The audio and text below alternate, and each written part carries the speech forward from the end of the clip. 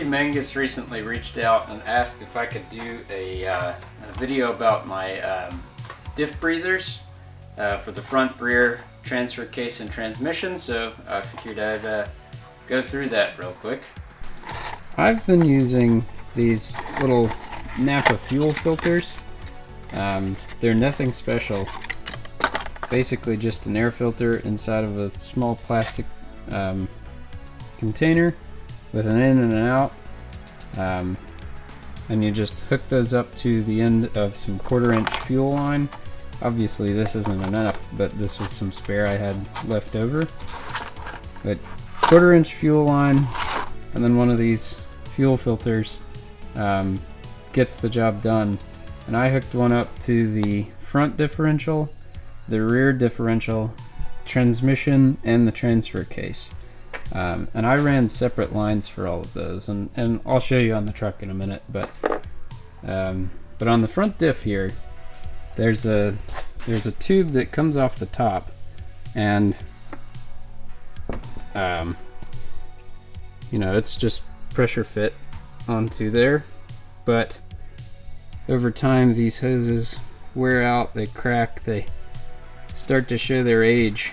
And I replaced mine when I put the diff back into the truck, and the same with this hose here. This is the factory hose. You can see the shielding is just some plastic. It runs up right next to the exhaust, so that's why that's there. But there'll be a little breather. I'll show you what that looks like in just a minute, but there'll be a little valve on the end of this hose, so you'll want to just remove this from the engine bay, rip it out, and put a longer run onto your front diff. There we go. For the rear, I actually ran it up into the fuel module, you know, just behind the gas door. But this is that's what those factory valves look like. Just a little one way.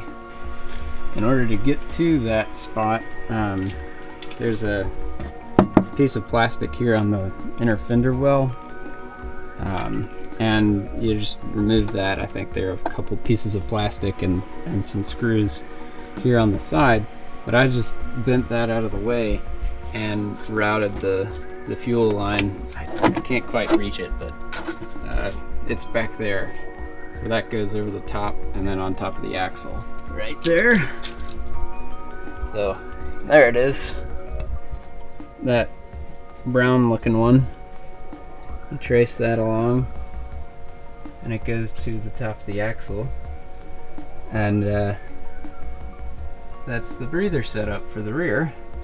Pretty straightforward. You'll want to make sure that there's a lot of slack in there so that when you're at full flex, it doesn't rip off, as that would flood your axle.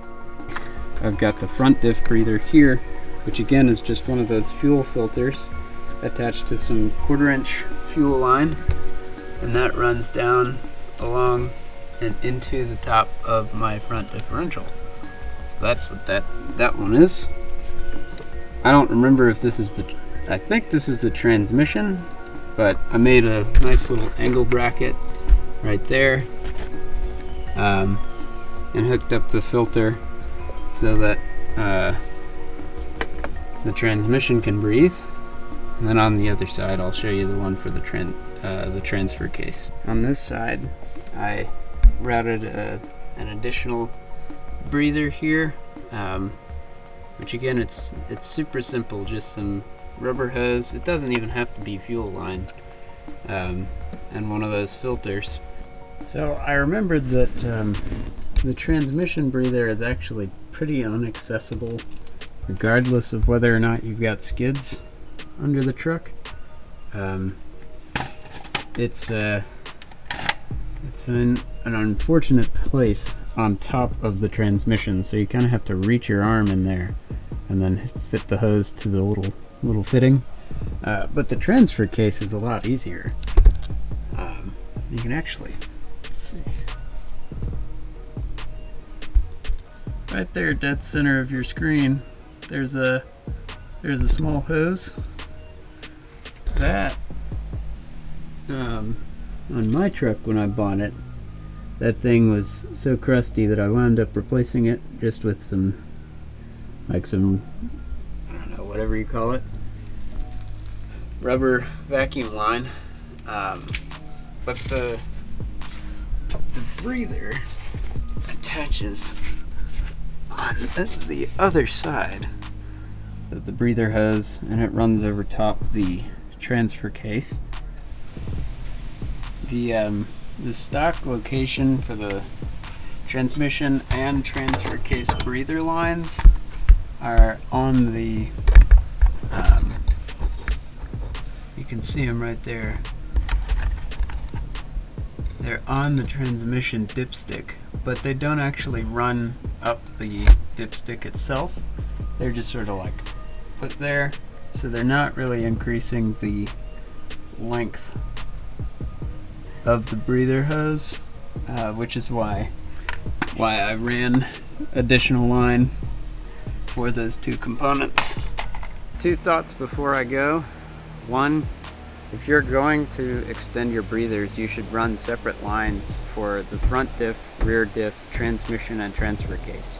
I've seen some people who run those together, and in my opinion, that's not a good idea. I mean, obviously, if it's high up enough, and if you flood that, then like you're already in water that's too deep anyway. But I prefer to have separate insurance for all four of those components, so I ran separate lines. The second thought, if you're trying to do water crossings, it's more important to extend your diff breathers than to get a snorkel. You can drive through water without the fear of flooding your intake. I mean, anytime that you do that, even with a snorkel, you're sort of asking for trouble. But it's best to do those first before getting a snorkel. And if you do wind up going with one of these, I recommend that you get a pre-cleaner, so that you're not just sucking in dust and all sorts of crap from caravans and trail rides. But yeah, I highly recommend breathers before snorkels. I'll see you guys at Cruisers on the Rocks. Feel free to reach out to me, and if you've got any other video ideas, feel free to leave a comment, and I'd love to help out. So see you in the next one. Bye.